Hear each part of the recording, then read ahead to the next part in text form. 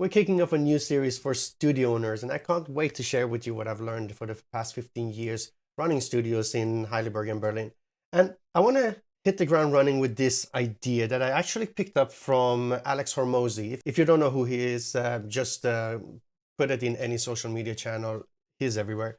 But the idea of taking your testimonials and print them out, plaster your studio walls with them. This is really powerful because when people come and sort of stick their head in and try to see what we're doing and wonder if this is good or something for them, they just look up to this wall and they see all these testimonials, start reading some of them, and it helps them understand what to expect from this experience. I found this really powerful. It's something we just recently implemented, but the fact that we had all these testimonials, that's a real thing I want to share with you in this video. It's something we set up 2 years ago, and it is a follow-up sequence that helps us make these requests from our participants and customers. So this is what I want to share with you. So whenever somebody signs up for our subscription, in our case for our dance classes, we are running it based on a subscription. That's going to be a whole nother topic separately.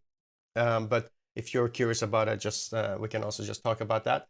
But it starts with getting an intro email, and week by week, they're getting an email that asks them to do a certain thing or provides them with some form of information. We're trying to find this balance between giving them insights and appreciation for the culture and community they are entering by sharing nice videos, pointing out on good resources, but also making concrete requests of send us a testimonial, like us on social media, rate us on Google Maps, for example. All of these very important things. And I think it also establishes from the beginning an important culture, a symbiosis of collaborative effort with your customers and yourself. Part of that is for any studio or community to thrive, the community needs to help spread that message and help engage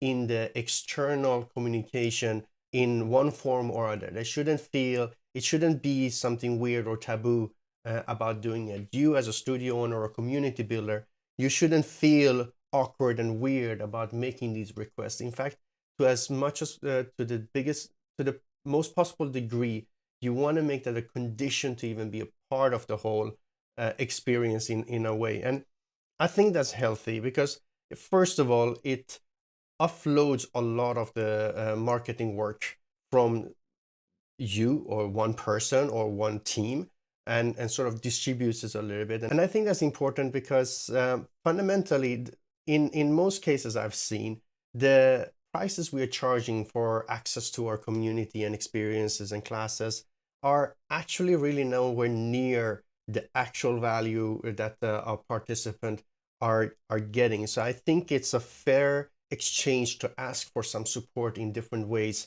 as they are part of this community, because hopefully when something we can all help each other with is that we actually provide, of course, that experience, that value.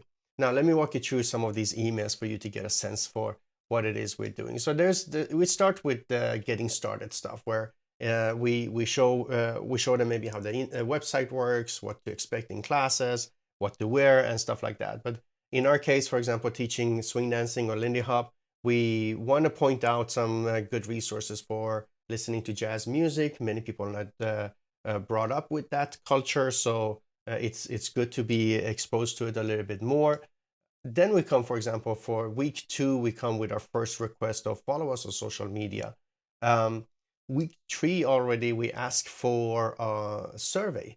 And this is, for example, something like, how likely are you to recommend swing step to your friends? Give us 0 to 10. This is a net promoter score question. Then if you're new to dancing, when you think back to before you started, what fears did you have about taking dance class, and how do you think about it today? The reason why we try to ask this as early as possible is that we want people to still remember how it was when they were just on the precipice of joining the classes. Oh, that was a fancy word. Just at the edge of joining the classes, because what's important for us to know, when we have a lot of experience in our art form or service that we are providing, it's really hard to put ourselves back in the mindset of a non-experienced person. We can't unknow what we know. So one of the biggest hurdles for effective communication with non-customers is that we are using words and sentences and descriptions that doesn't mean anything for them. And that's one of the most important thing I'm trying to do here. I'm trying to capture how they are, what words they're using, what sentences are they building, how are they thinking about it. So I can then take these and use this in my communication, marketing, and all the different efforts that we use to in order to get people into our community. And for example, this is then, it continuously comes in form of emails. Now this one is about a direct testimonial, but like our inbox is then automatically filled with these emails. Like not every client or customer is writing us back, but continuously a good portion of people are replying, and that's something really valuable. And this brings me to another topic I wanna share with you. I think it's important to find the right balance between automation and personal work or connection with your customers. For example, the way we handle this balance is that we automate the first trigger, like for example, send this email and make that request.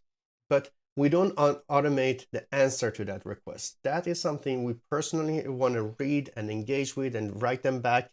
And you see, like every email do have a response.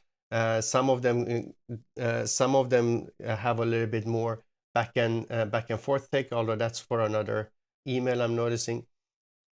But there's certain work you want to put on automation, and but then from there, once you get a response, you actually want to switch over to non-scalable, regular old human interaction, because that's where the connections are really built. But so week by week, we add these things, and I want to share with you this one, circling back to rate and comment on Google Maps. So we send an email asking them to rate our studio on Google Maps. We get this link that takes us directly to the review thing. So when we put that in here, what happens, they get right away to this view where they can rate us on Google Maps. So they give us some stars, they write something nice about it. And if you look here, we have 38 reviews with 4.9 value. And I think the some of the old ones are really old, where we had different systems and things like that. I mean, everything should stay there. That's what it is. This is feedback for yourself as well. But I think 4.9 is a pretty awesome result. And of course, coming back to this is what we get in order. This is, for example, one of the things we take when we print out these reviews and plaster them around the studio wall, for example. Let me just make a quick interruption here to ask you to do all this good social media magic stuff. Subscribe, like, comment, find somebody you can share this video with, and all the things that helps us spread this channel and message to more people. That gives me tremendous motivation to continue sharing these experiences I've learned. I have a lot more stuff coming up. Thank you for helping. Back to the video. And you can explore different things. There's another email. This is about rating us on Facebook. The same thing, where we send a review. You can take this in different directions. Then again, how to practice. Here comes some ideas. Some of them has to do with some experimentations we had. So for example, the picture challenge is we want to encourage the community to start doing something that could be helping us to have material for social media to help spreading the word that way. So we asked them to do something and take pictures and send that picture to us that we can use on social media. It can be about their favorite moment. We trigger them in different ways. But honestly, this actually didn't result in that much result yet. So this is a good case of like, okay, you've done this now for a year, 2 years, or several months, and you don't get any response, go back and change it and improve on it. The last thing is that, for example, we ask for contributing to the paid forward fund, especially like somebody who's still there after, what is it, 25 weeks. Then we explain the importance of making the dance more accessible to people, and some people who have the means for it, they are happy and willing to contribute with more money. That money is reserved then to discount for other people, so that all the discounting is not necessarily just concentrated on the studio or community owner. Coming back again, I think in most cases I know of, the service we provide is nowhere balanced by the revenue we are getting. So personally, I feel like this is it's very important to rally your whole community to be involved, and be supportive of you as a business owner, even if you are for profit. Um, Still, the ability for you to keep your doors open year out and year in, for several years or forever or whatever, is such an important thing. Of course, we do carry the final and ultimate responsibility, but helping creating a community that supports you is such an important thing. I feel so blessed about the community in Heidelberg and Berlin, who is really been supportive of us throughout these years. Finally, the tool we've been using is MailChimp for this. So when somebody signs up, automatically they get added to MailChimp, and here we start the follow-up sequence. We do manage to split it between those who want it in German and those who want it in English, and then we manage the stuff here.